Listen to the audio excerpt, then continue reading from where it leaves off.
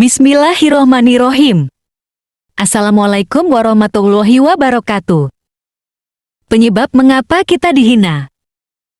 Islam mengajarkan kepada manusia untuk menghindarkan diri dari sifat kehinaan kepada diri sendiri. Sifat kehinaan itu bisa bersumber dari perilaku merendahkan harkat dan martabat diri dan merendahkan orang lain. Kehinaan diri bisa juga bersumber dari perbuatan-perbuatan dosa dan maksiat yang dilakukan dan akhlak tidak terpuji yang diperbuatnya. Razia gelandangan dan pengemis secara rutin diadakan demi menjaga kota dari kesan tidak tertib, kekumuhan, dan ketidaknyamanan. Mengherankan ternyata setelah diperiksa dari sekian banyak gelandangan dan pengemis, ada yang berpura-pura sakit, berpura-pura cacat, dan berdandan memelas agar orang lain terenyuh hatinya. Tujuannya untuk menghibah supaya orang memberikan sedekah kepadanya. Sikap mendramatisir kemiskinan sengaja mereka lakukan supaya menimbulkan sikap iba dan belas kasihan sehingga orang lain berempati kepada dirinya. Di tempat lain dengan waktu yang berbeda, ada orang-orang kaya dengan amplop yang berisi uang sengaja mengundang dan mengumpulkan orang-orang miskin datang ke rumahnya untuk berbagi sedekah. Maka berbondong-bondonglah orang datang ke rumahnya demi sebuah amplop yang isinya Rp50.000 atau Rp100.000. Ratusan bahkan ribuan orang miskin atau mengaku miskin berdesak-desakan untuk mendapat bagian, anak-anak, perempuan, laki-laki, bahkan orang-orang yang sudah sepuh, saling dorong dan berhimpit-himpitan. Ada yang jatuh, lalu terinjak-injak yang lain, akhirnya amplop tidak didapat, namun nyawa melayang. Si kaya dengan riang tetap membagikan amplop sedekah di tangannya. Dalam peristiwa pertama, orang-orang fakir yang karena kemiskinannya mendramatisir dirinya supaya nampak benar-benar miskin dengan harapan orang lain menjadi jatuh iba dan secara sukarela membantu dirinya, dia mengeksploitasi kemiskinannya untuk mendapatkan sedekah dan bantuan dari si penderma.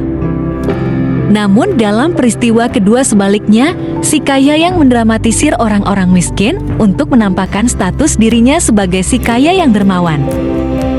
Yang pertama ada orang yang dengan sengaja menjatuhkan kehormatan dirinya, dan yang kedua ada orang yang menjatuhkan kehormatan orang lain untuk kehormatan dirinya. Oleh sebab itu, menjaga kehormatan diri, menjaga marwah itu bisa dilakukan dengan menghindari perilaku dosa dan maksiat, serta menghindarkan diri dari akhlak yang tercela. Kehormatan diri adalah milik semua orang, milik laki-laki maupun perempuan, milik yang berilmu maupun tidak berilmu. Maka tidak sepatutnya jika orang menghinakan dirinya sendiri atau menghinakan orang lain.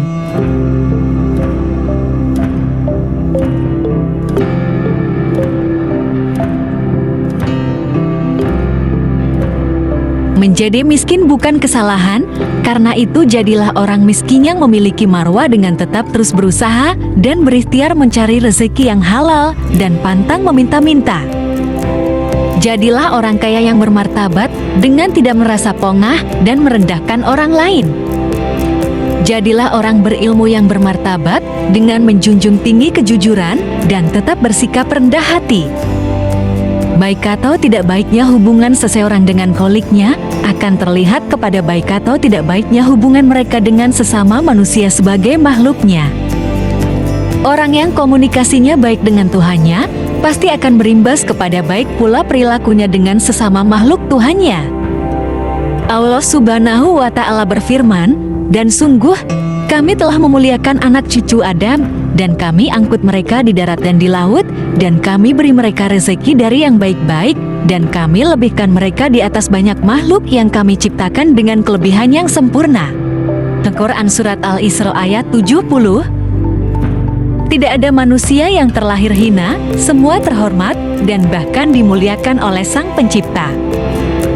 Dalam Quran Surat Ali Imran ayat 112 Allah Subhanahu wa Ta'ala berfirman, "Mereka diliputi kehinaan di mana saja mereka berada, kecuali jika mereka berpegang pada tali agama Allah dan tali perjanjian dengan manusia."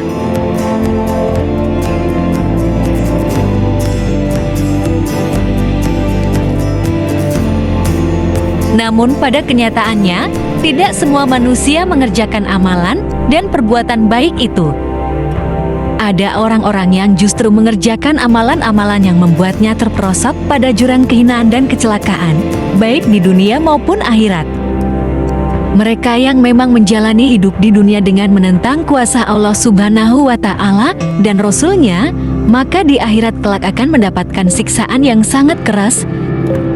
Hal ini bahkan tercantum dalam Quran Surat Al-Hasr ayat 4. Allah Subhanahu wa Ta'ala berfirman, "Yang demikian itu, karena sesungguhnya mereka menentang Allah dan Rasul-Nya. Barang siapa menentang Allah, maka sesungguhnya Allah sangat keras hukumannya." Semoga kita semua dapat dijauhkan dari perbuatan-perbuatan yang menjerumuskan diri menjadi orang terhina di akhirat kelak. Amin. Demikianlah. Wassalamualaikum warahmatullahi wabarakatuh.